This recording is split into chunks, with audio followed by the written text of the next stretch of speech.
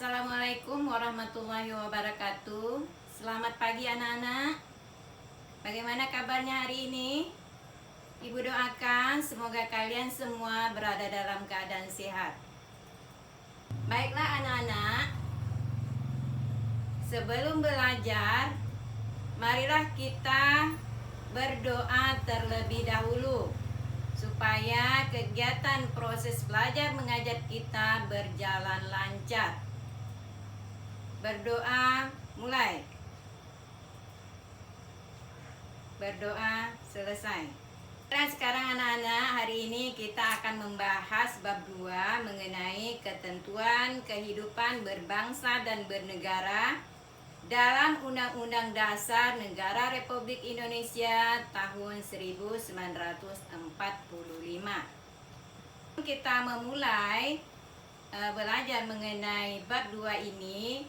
Ibu akan menghubungkan mengenai pelajaran minggu yang lalu. Minggu lalu kita telah membahas mengenai syarat-syarat berdirinya sebuah negara. Salah satu syarat berdirinya sebuah negara adalah adanya wilayah negara. Jadi hari ini kita akan membahas mengenai wilayah negara.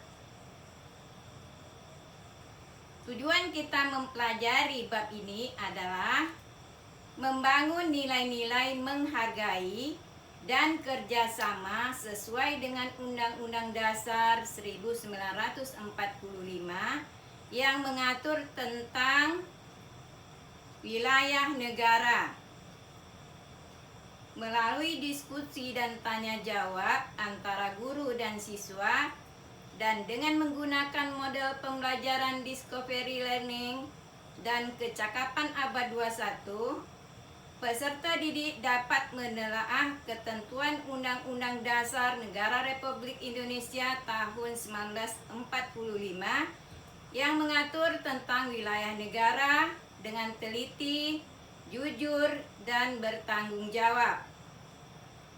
Mengidentifikasi wilayah Indonesia, Negara Kesatuan Republik Indonesia. Menyajikan dan mengkomunikasikan hasil telaah isi analisis tentang ketentuan Undang-Undang Dasar Negara Republik Indonesia tahun 1945 tentang wilayah negara. Nah, sekarang adalah peta mengenai wilayah negara Indonesia. Gambar di atas merupakan peta wilayah negara Republik Indonesia yang sangat luas. Peta wilayah merupakan bukti kekuasaan sebuah negara. Indonesia ialah negara kepulauan. Hal itu ditegaskan dalam pasal 25A Undang-Undang Dasar Negara Republik Indonesia tahun 1945 yang menyatakan bahwa sebuah negara kepulauan yang bercirikan Nusantara dengan wilayah yang batas-batas dan hak-haknya ditetapkan oleh undang-undang. Sekarang pengertian wilayah. Wilayah negara adalah sebuah daerah yang dikuasai oleh atau yang menjadi teritorial sebuah negara. Wilayah negara adalah batas-batas di mana negara dapat melaksanakan kekuasaannya. Nah, ini ada wilayah negara Indonesia atau wilayah NKRI. Wilayah terdapat wilayah darat, wilayah laut, dan wilayah udara yang merupakan wilayah negara kesatuan Republik Indonesia dan ditambah lagi dengan wilayah ekstrateritorial. Sekarang kita akan melanjutkan membahas mengenai wilayah darat. Wilayah darat adalah bagian permukaan bumi dengan batas-batas tertentu dan di dalam tanah di bawah permukaan bumi. Jadi itulah namanya wilayah darat. Wilayah darat. Jadi permukaan bumi ditambah di dalam bumi.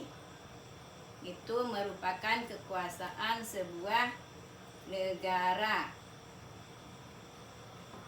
Jadi sebuah wilayah darat tentu ada batas-batasnya ya, batas-batasnya yang memisahkan dia dengan suatu negara dengan negara lain. Sekarang saya akan menjelaskan batas wilayah darat. Yang pertama ada batas alam. Batas alam itu adalah batas di mana pemisahan antara suatu negara dengan negara lain yang terbentuk oleh alam. Contohnya gunung,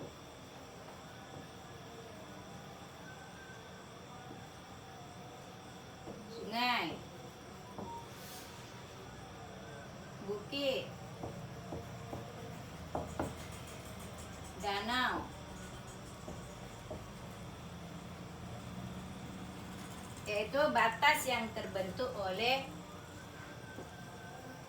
alam tadi. Jadi dia terbentuk karena alam kejadiannya. Yang kedua, batas buatan.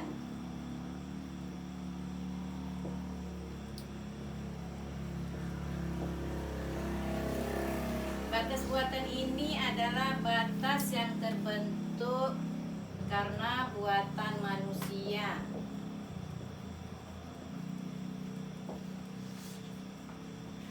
Yang pertama contohnya tugu, parit, tembok, kemudian pagar. Itu contoh yang batas buatan. Batas buatan itu ada tembok. Kalau di dunia ada tembok yang terkenal namanya tembok Berlin, yaitu batas antara Jerman Barat dengan Jerman Timur dahulunya. Kalau sekarang perbatasan tembok Berlin itu sudah tidak ada lagi karena Jerman Barat sama Jerman Timur sudah bersatu. Kemudian ada lagi batas astronomi. Astronomi atau garis lintang.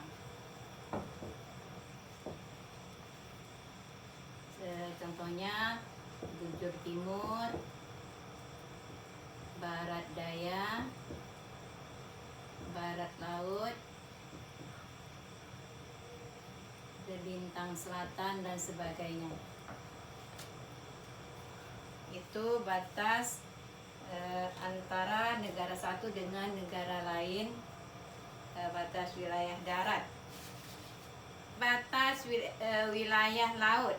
Wilayah laut atau perairan adalah suatu kumpulan massa air pada suatu wilayah tertentu, baik yang bersifat dinamis seperti laut, sungai maupun statis seperti danau.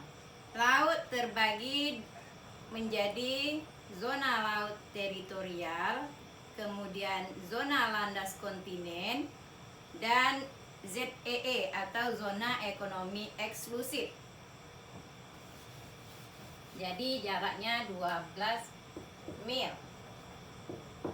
Itu menurut perjanjian multilateral. Ini 12 mil. Ini berlaku untuk negara yang satu berbatas dengan negara yang lain, batas lautnya harus lebih daripada 24 mil. Baru bisa dibagi negara A. Misalnya contoh negara A 12 mil, negara B 12 mil. Nanti akan timbul pertanyaan, bagaimana kalau antara negara A dengan negara B jaraknya tidak sampai 24 mil lautnya. Seperti contoh Indonesia di Pulau Batam dengan negara Singapura, atau negara Indonesia dengan Malaysia, itu antara Pulau Batam dengan Malaysia itu tidak sampai 24 mil lautnya. Jadi ini untuk membaginya dibuatlah perjanjian baru antara dua negara tersebut, yaitu namanya perjanjian bilateral, itu dua negara. Kemudian ada lagi zona landas kontinen. Ialah dasar laut yang secara geologis maupun morfologis merupakan lanjutan dari sebuah kontinen atau benua, diukur dari dasar laut yaitu sejauh 200 mil. Itu untuk zona landas kontinen.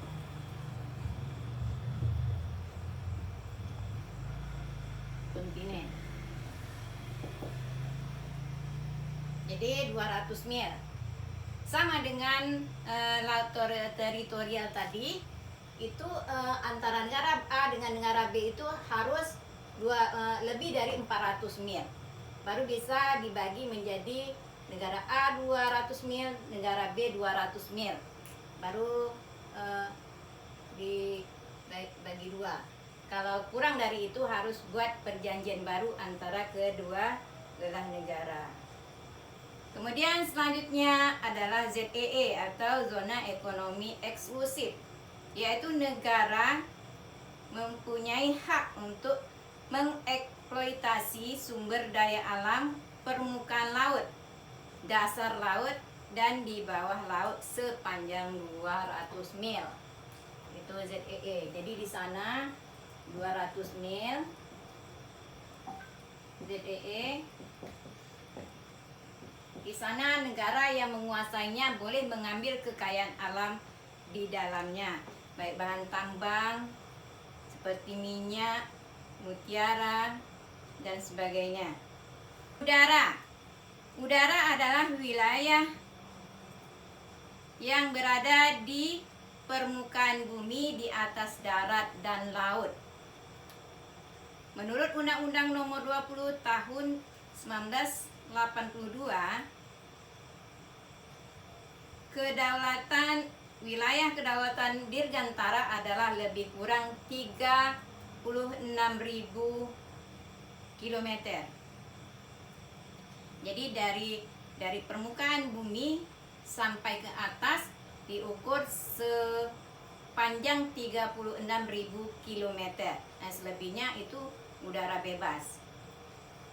Kemudian menurut Ponholzen, ketinggian ruang udara itu 1000 meter dari titik permukaan bumi yang tertinggi.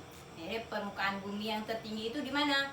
Misalnya ada gunung yang tertinggi di sebuah negara diukur ke atas 1000 meter. Jadi itu adalah kekuasaan sebuah negara. Kalau lewat itu namanya udara bebas.